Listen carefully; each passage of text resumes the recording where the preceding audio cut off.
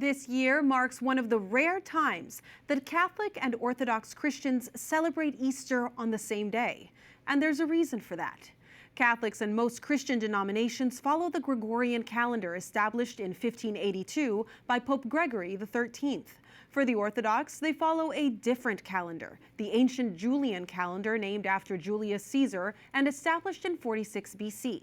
Because of discrepancies between the two calendars and the complex calculation of Easter, only rarely do they happen on the same date. So, is there any chance the two Easters might move to the same day permanently?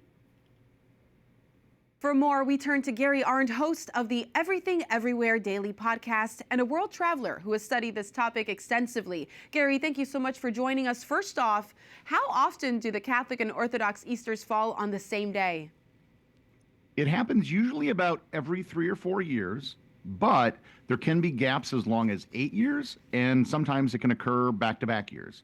So the last time this happened was 2017, and the next time it'll happen will be 3 years from now in 2028. So then what does that mean for the different travel patterns at the Holy Land in terms of what happens there, pilgrimages, people going there? Most of the pilgrims that go to Jerusalem are usually going to be coming from Orthodox countries simply because it's closer.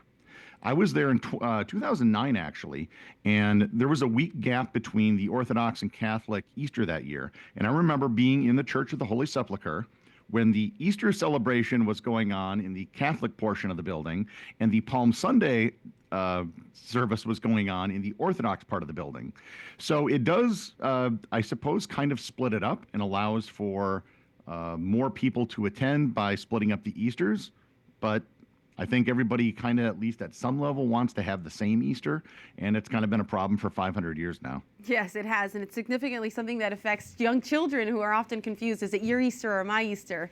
There have been attempts, and I know this has been a big part of the Holy Father's pontificate, Pope Francis, over the years to make the Catholic and Orthodox Easter the same day. Is this something that's new on behalf of this pontificate or something we've seen over the last couple of years? It's something that's always been there. So one of the easiest solutions, so the way Easter is currently calculated is they have an ecclesiastical equinox, which happens on March 21st, which can be slightly different from the astronomical equinox. And one of the proposals that's been put forward is that we simply use the astronomical equinox for the meridian on Jerusalem. And then the calendars don't matter. Everybody would have it at the same time. And this was proposed at a World Council of Churches conference in 1997, I believe, and nothing ever really happened with it. The Orthodox churches would have had to change their Easter a bit more the first years, and so they didn't want to do it.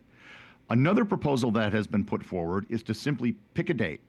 And so one date that's been proposed is the second Sunday in April.